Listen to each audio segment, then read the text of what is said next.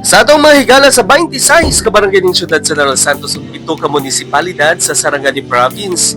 And now, it's my first episode for this year para sa ato ang travel vlog. Supposedly guys, mga tumig Boracay, pero kay daghan mag-scammer sa kalibutan and -10 yun mo sa langit. Now, mga tumi sa Mati, Davao Oriental. And of course, ang accommodation na ara din ha sa Surfs Up Resort. So, ang ilahang area guys, adunay pool, and aside from that, nindot kay tan-awon ang ilahang dagat. So, gawing story guys, nag-book me last year sa Boracay by travel fund, pero I don't know with Sepak. Kaya pag-search na mo, di naman makita ang pot unsay nahitabo. So, we are part of the hundreds nga mga wala na dayon ang travel.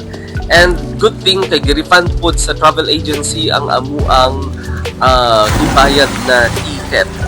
And kabalog ito nga mas-scam nami prior pa ana tungod kay daghan na ang mga balita nga oy ingod ani travel fund pud ni ang amua na-cancel pud ang amuang flight wa mi na dayon. So karon gi-enjoy na ko ang dagat din sa Mati in fairness. And aside from that, no, na ami day tour nga tumi sa mga nindot na mga resort dinhi sa Mati. Guys, to be honest, gusto lang ako maging transparent sa inyo.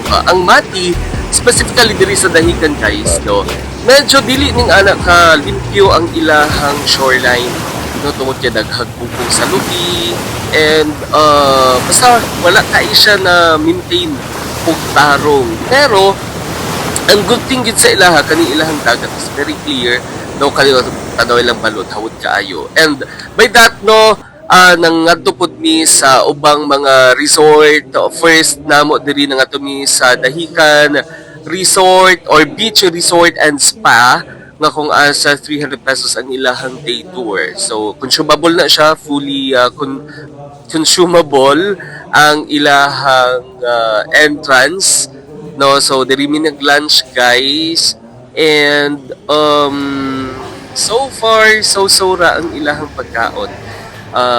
Reasonable ang price, but then ang pinakaganahan ko sila ng customer service hawod bongga, and dili kay mi gutom, no.